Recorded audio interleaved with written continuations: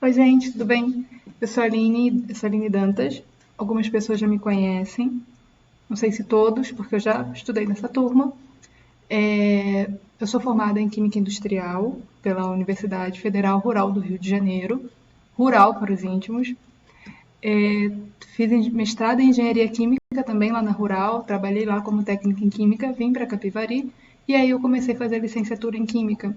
Aí em Capivari eu sou técnica em Química também. Então quando voltar às aulas presenciais, provavelmente, além da sala de aula, vocês devem me encontrar nos laboratórios. E a Ione me passou uma missão.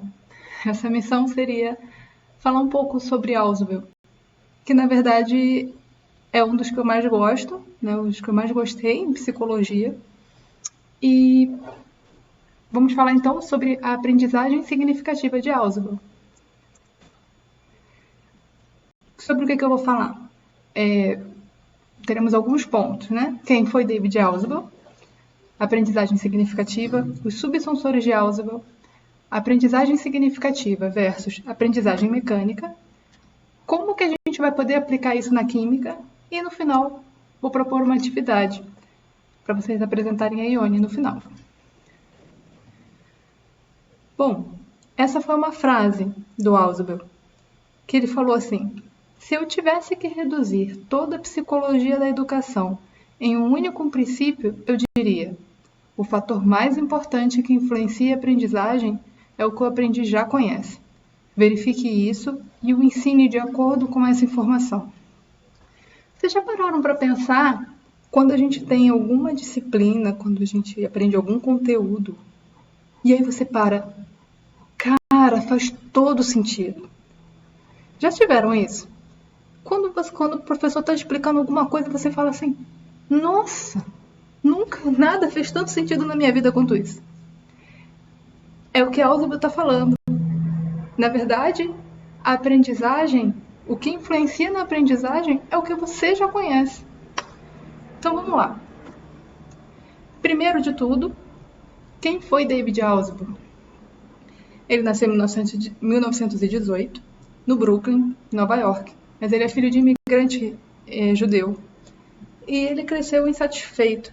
Imagina a educação daquela época como era. Se você respondeu algo errado, se o professor não foi muito com a sua cara, ajoelha no milho, fica no cantinho. Enfim, todo esse escárnio que provavelmente as crianças passavam naquela época.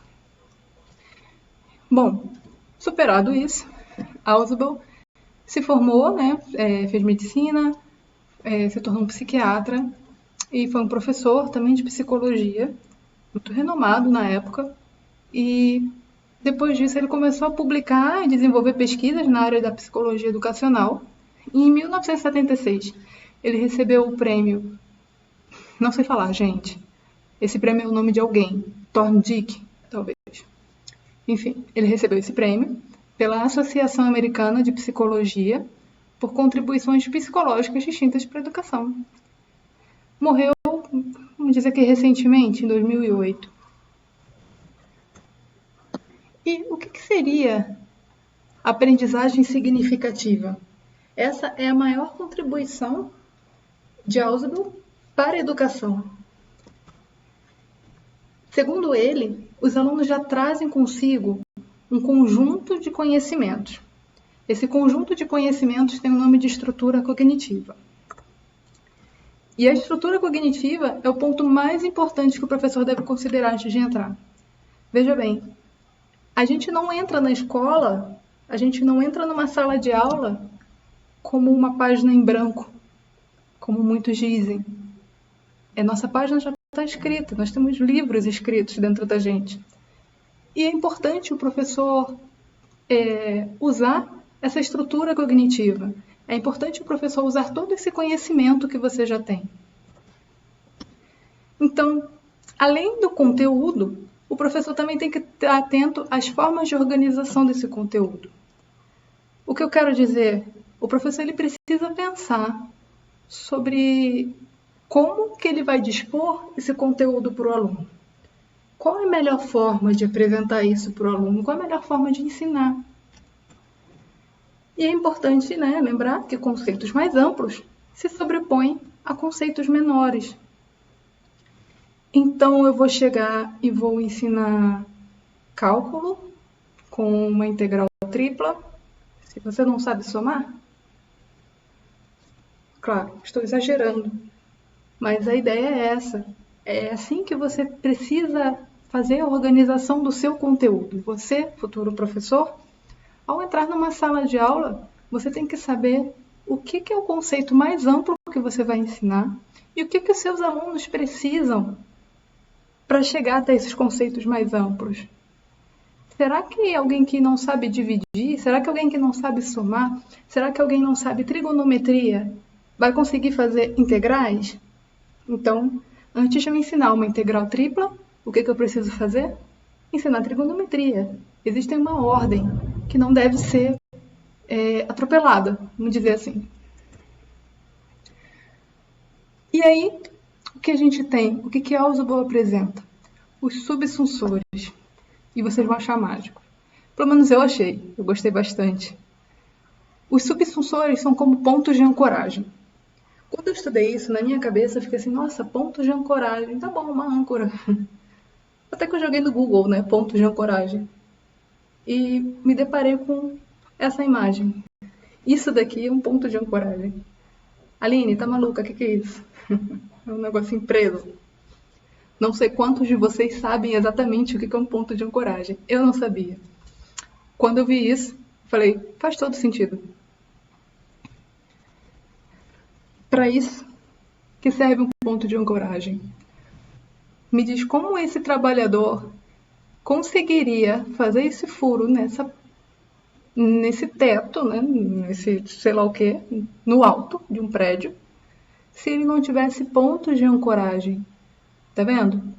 Esse pontinho de ancoragem aqui, dessa figura 2, é o que mantém esse trabalhador preso. Então, ele tem esse ponto de ancoragem e tem um que está aqui em cima que a gente não consegue ver. Se um desses pontos não está firme, o que ele pode acontecer? Ele pode cair. E são esses pontos de ancoragem que nós precisamos fornecer também aos alunos. Ou nós, como alunos, temos também alguns pontos de ancoragem. E que se eles forem bem explorados, eles vão nos dar segurança para seguir adiante. Para seguir adiante em um conteúdo um pouco mais amplo. Mas, se esse ponto de ancoragem não estiver firme o suficiente, todo o conteúdo pode desmoronar. Então, o que são os subsunsores de Ausubel? São pequenos alicerces que são construídos e podem ser usados para novo conhecimento. Por exemplo, olha essa figura 4. Na verdade, não é uma figura, é um GIF. É uma construção de uma casa. Será que eu conseguiria fazer esse segundo andar da casa sem ter o primeiro? Ou será que essa casa ficaria de pé se não tivesse esse alicerce? Não tem como eu começar uma casa pelo telhado. São pequenos blocos que vão sendo construídos para aí sim depois você ter algo maior. Assim funciona a aprendizagem. Assim funciona o ensino. Então, com os subsunsores, o aluno vai conseguir encontrar lógica no novo conteúdo. E o professor tem que fornecer esse subsunsor. Então, assim, eu não sou obrigada a chegar na escola sabendo trigonometria, porque o professor quer me ensinar algo um pouco mais complexo, como a integral. Gente, desculpa, eu vou sempre dar exemplo, eu gosto de cálculo. Então, a coisa mais complexa que me vem à cabeça é isso. Mas, enfim, você pode usar o exemplo que você quiser. Por isso que nós vamos estudar. Por isso que quando a gente chega à escola, existem uma ordem dos conteúdos. Esses subsunsores são criados, eles são fornecidos. E aí, Ausubel apresenta a aprendizagem significativa, que é essa, com os subsunsores, e a aprendizagem mecânica. Vamos lá. Aprendizagem significativa, o conhecimento prévio interage com um novo conhecimento. Assim também como a figura 5, quando tem esse quebra-cabeças que se une, representando o conhecimento antigo, nós temos um conhecimento novo, que eles se interagem. E aí você vai ter um novo conhecimento, sobreposto ao sobre conhecimento antigo. Mas para isso também, o aluno precisa estar disposto a aprender. Se o aluno não estiver disposto a aprender, esse conhecimento não vai interagir. Então, beleza. Supondo que o aluno está disposto a aprender, a adquirir aquele novo conhecimento, o professor precisa fornecer algum subsensor que também tem que ser potencialmente significativo. O que quer dizer isso? Não adianta eu ter um conhecimento sobre mundo, sabe, sobre, sei lá, televisão, e o professor querer falar, te ensinar química em cima do seu conhecimento de televisão. Não sei se ficou claro, mas é mais ou menos isso que funciona. Nós, como professores, precisamos fornecer algum conhecimento prévio que seja potencialmente significativo para aí sim eu inserir um novo conteúdo. E a aprendizagem mecânica? A aprendizagem mecânica é o que a gente não quer que aconteça. Ela não precisa de conhecimento prévio. É adquirida através da repetição e memorização. O aluno aceita o que foi imposto. Pode gerar traumas e a ideia da disciplina não ser útil. O aluno pode se achar incapaz de aprender. Isso já aconteceu com você? Provavelmente aconteceu. Bom, não sei também onde você estudou, mas comigo já aconteceu. Já teve aquela disciplina, por exemplo, história. Eu passei o meu ensino fundamental inteiro falando que eu não sei história. Falei, não sei história, não consigo gravar data, não consigo gravar os acontecimentos, não sei a ordem das coisas. Para mim não faz o menor sentido. Porque eu sempre tive professores ruins.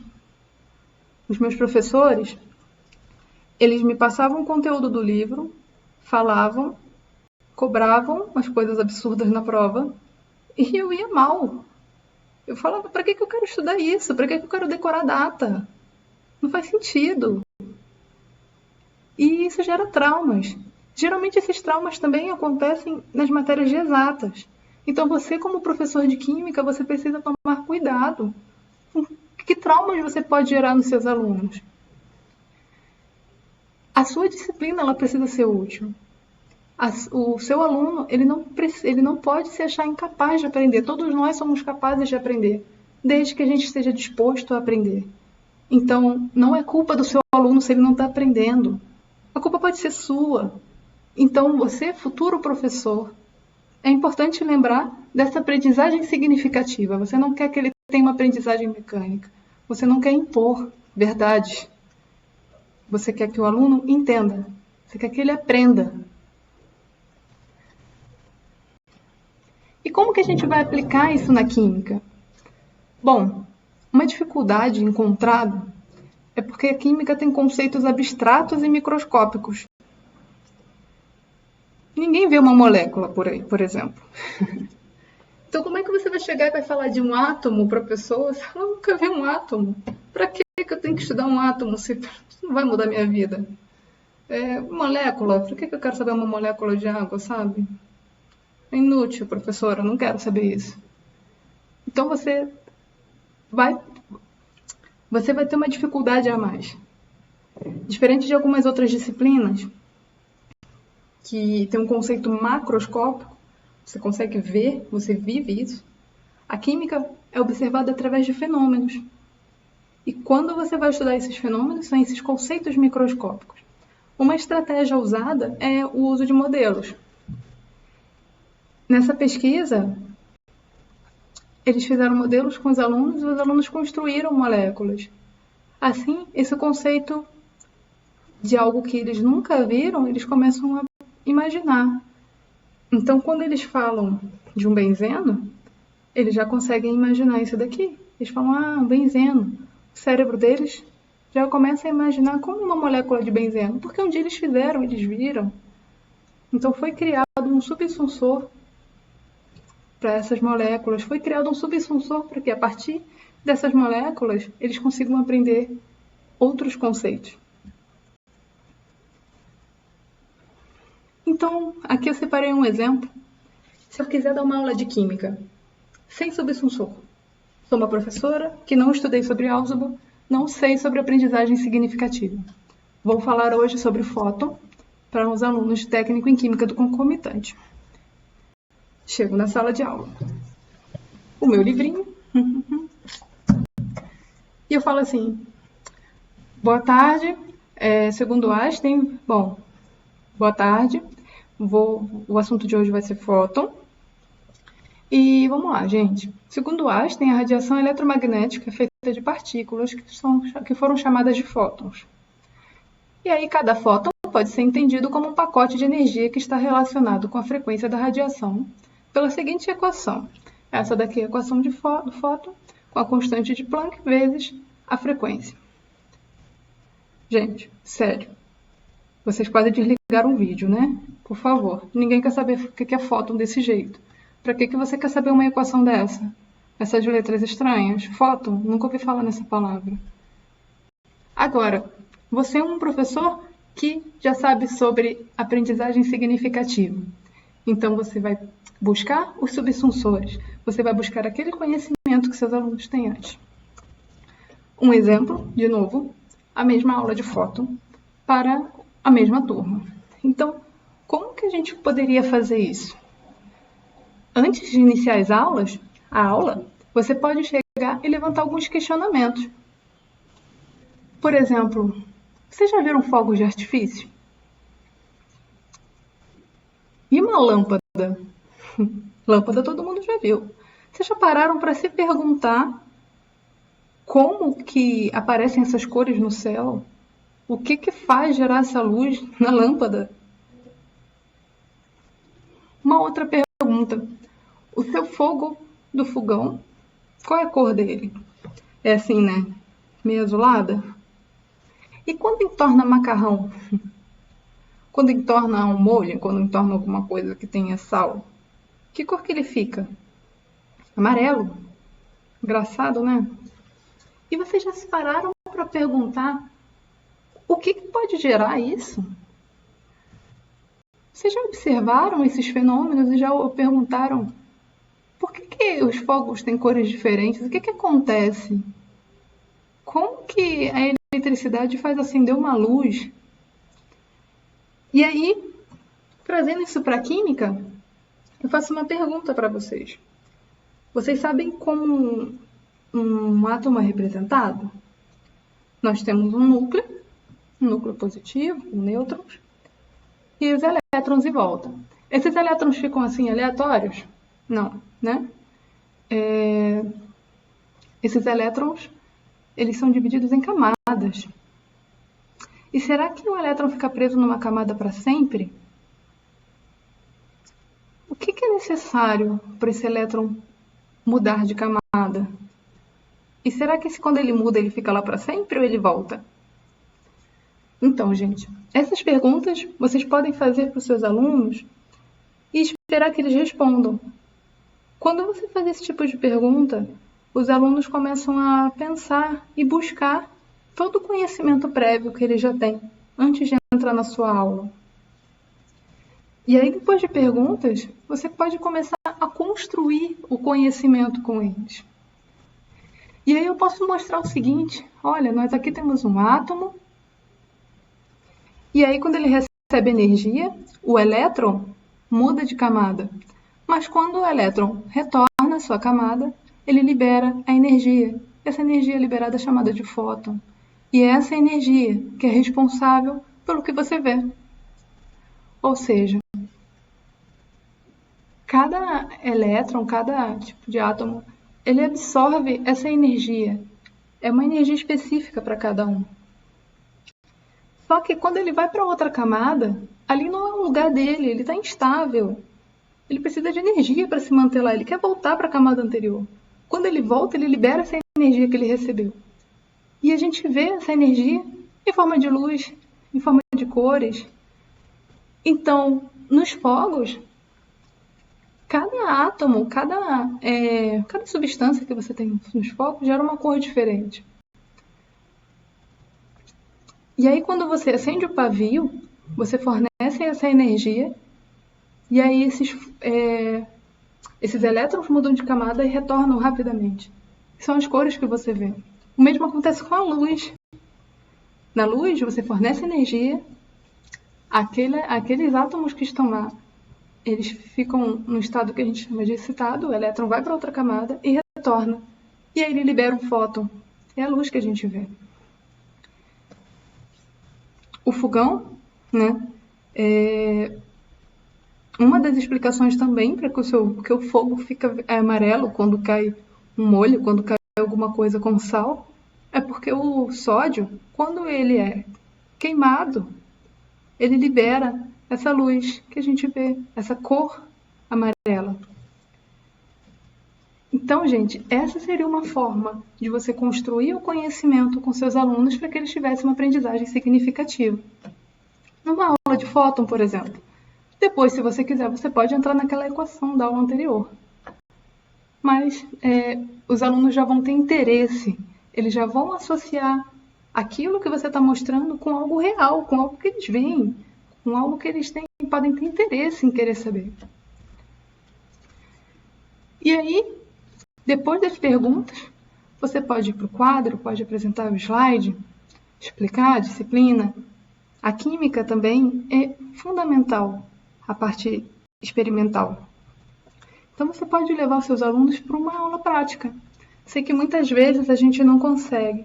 Muitas escolas não têm essa estrutura.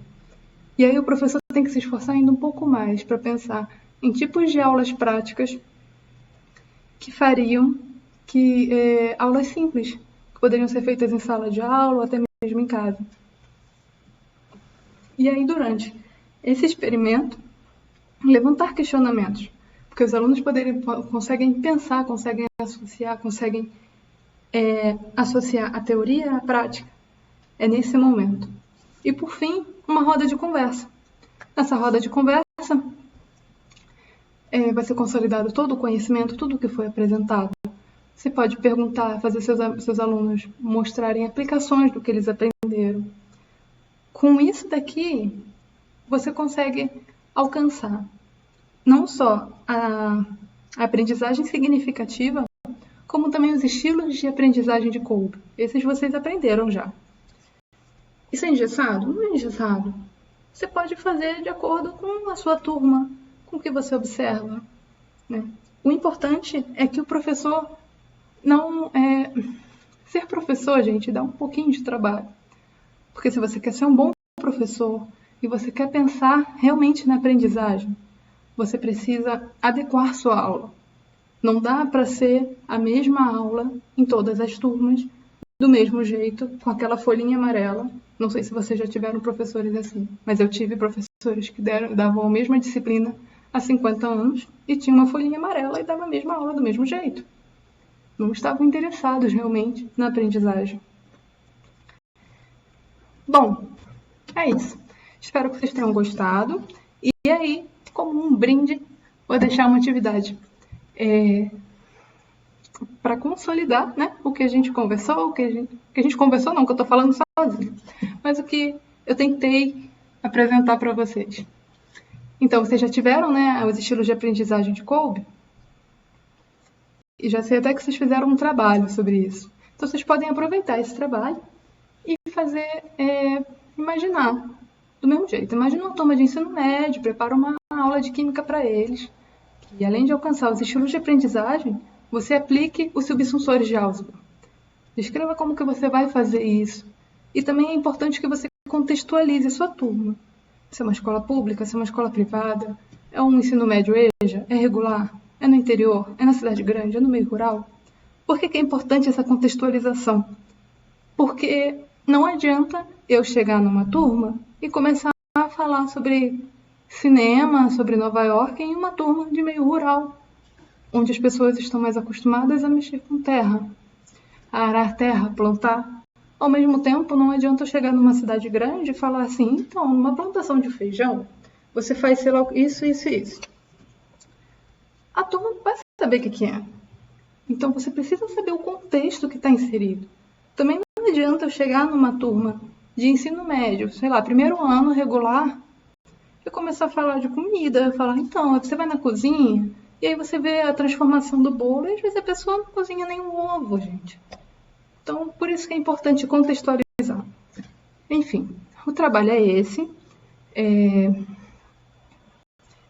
Eu coloquei aqui que não precisa entrar nos detalhes, né, de conceito químico. A ideia mesmo é descrever como você conseguiria, como você daria uma aula. Você pode até escrever quais são as perguntas que você faria, né, para poder aplicar os substitutores de Ausubel. E é isso. Espero que tenham gostado mais uma vez. Até a próxima, gente. Tchauzinho.